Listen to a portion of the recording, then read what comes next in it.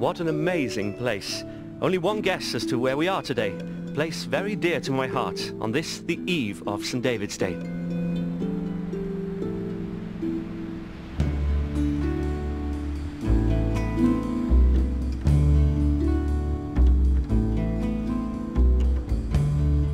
I've come home. I'm in Snowdonia, and I must admit I do feel closer to God up here in the mountains, and they do have an impact on our lives, one way or another. On tonight's Songs of Praise, we'll be catching up with the Bishop of Bangor, or should I say, trying to, as he runs through the North Wales hills and mountains. We'll be seeing mountains through the eyes of a man who takes fascinating pictures, and we'll be hearing how mountains have such an effect on our lives and world religions.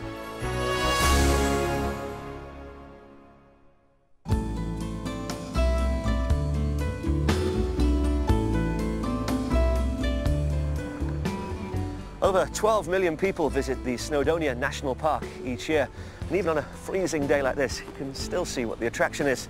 But let me tell you, the weather can change just like that. Here's to a heat wave.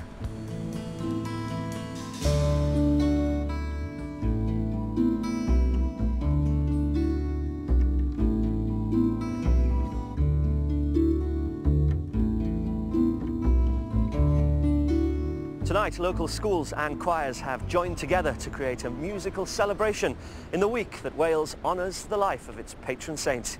And we begin with that Welsh rousing favourite, Guide Me, O Thou Great Redeemer, here in St Padarn's Church in Llanberis, at the foot of Mount Snowdon.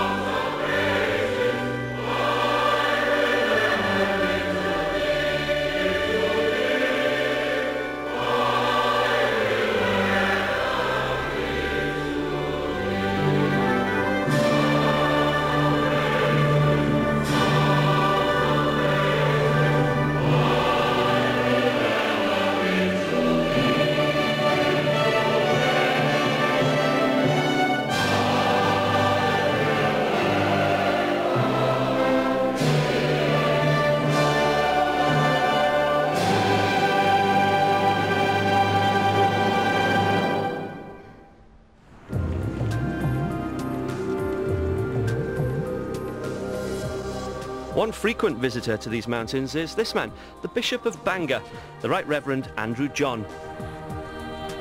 He just loves running through the hills and mountains of his diocese, which was such an inspiration to so many of our Celtic saints. It's extraordinary to be bishop of an area like this because it's stunningly beautiful.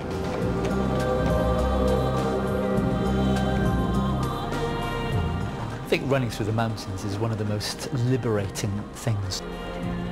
It's the sense of space you get, the sense of awe that's generated by these huge, huge structures. There really is a sense that you're away from some of the ebb and flow of everyday life, and you're really at the heart of something special, and that's worth having. So how does a bishop in the 21st century relate to a 6th century bishop? I suppose comparing a bishop's work now to someone like David's, it's much easier now. We have so much modern technology. David was a pioneer. He didn't have anything to start with, and the hard conditions in which he worked and the life that he lived, I think, really does raise him into that category of hero and saint.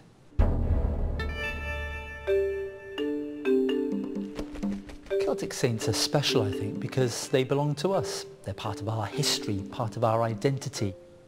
But these were people who were tough, you know, living part of their time with very little food, probably vegetarians, the majority. And there's the old story about the saints who would mortify the flesh by being in cold water up to the neck. Tough guys.